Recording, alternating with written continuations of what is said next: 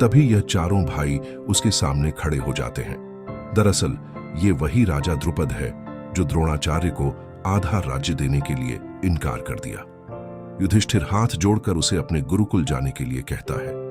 अभी हम वर्तमान समय को देखते, जिसमें द्रोणाचार्य बता रहे हैं कि युद्ध जीतने के लिए पूरी सेना को परास्त करने की जरूरत नहीं, केवल युद्ध के आधार को हराना ही पर्याप्त है। कर्ण पूछता है, अर्थात द्रोणा बताते हैं कि आधार यानी वो सत्य जो पांडवों की सेना, रथी, महारथी सबको एक सूत्र से बंधे हुए हैं। युधिष्ठिर का राज्याभिषेक। यदि वो हमारे हाथों में आ गए तो उनकी शक्ति, उनकी बुद्धि और संतुलन सब क्षीण हो जाएंगे।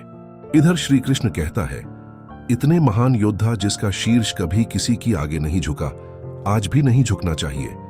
तभी अर्जुन कृष्ण के इशारे उसे अपने बाण के शक्तियों से भीष्म के शीर्ष को झुकने नहीं देता। अब देखते हैं द्रोणाचार्य को जो पूजा कर रहे थे। तभी दुर्योधन आता है और उसे पूछता है, आपका ऐसे रूप मैंने कभी नहीं देखा आचार्य, इन मंत्रों का अब क्या लाभ? दुर्योधन द्रोणा से कहता है कि कल जैसे ही युद्ध की शंख बजेगा, लेकिन द्रोणा कहता है कि कल हम युद्ध में कुछ नहीं करेंगे। दुर्योधन पूछता है क्यों? द्रोणा बताता है कि कल पांडवों का रणनीति जानना है। दुर्योधन पूछता है, पर यह सब ज्ञात कैसे होगा? द्रोणा बताते ही कि मूल्यांकन और अध्ययन से। द्रोणा दुर्योधन को बताता है कि द्रुपद का अपहरण कोई चमत्कार नहीं, बल्कि एक योजना थी जिसमें मैं वर्षों तक कार्य किया था। इधर देखते हैं वही पुराने समय को, जो कि द्रोणाचार्य अपने शिष्यों के बदौलत द्रुपद को अपहरण करके लाया है। द्रुपद गुस्से से द्रोणा से कहता है, लालची ब्राह्मण, तुम्हारा इतना साहस कि तुम मुझे यहां बंदी बनाकर लाए। द्रोणा उसे कहता है, बंदी नहीं, मैंने तो तुम्हारी सहायता के लिए यहां बुलाई है।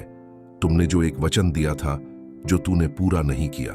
तभी द्रुपद अपना तलवार निकालने की कोशिश करता है, लेकिन इधर उनके शिष्य भी तैयार थे। द्रोणा उसे बताते हैं कि उनके शिष्यों के आगे तुम्हारा वीरता भी कुछ नहीं है, क्योंकि मैं इन्हें वर्षों तक सिखाया है। फिर द्रोणा द्रुपद से कहता है कि मैं अपना आधा राज्य ले रहा हूं। इसका वचन तो याद है ना? द्रुपद बहुत गुस्से से द्रोणा से कहता है, इसका मूल्य चुकाना पड़ेगा तुम्हें और पितामह भीष्म को। अब देखते हैं वर्तमान समय को, जिसमें द्रुपद अपने बेटे धृष्टद्युम्न को समझा रहे हैं, अपने पिता का बदला तुम्हें द्रोणाचार्य को परास्त करके लेना होगा। फिर उसके बेटे धृष्टद्युम्न अपने पिता को वचन देता है कि वो द्रोणा को परास्त करेगा। हम देखते हैं कुरुक्षेत्र को, जिसमें युद्ध का 11वां दिन था।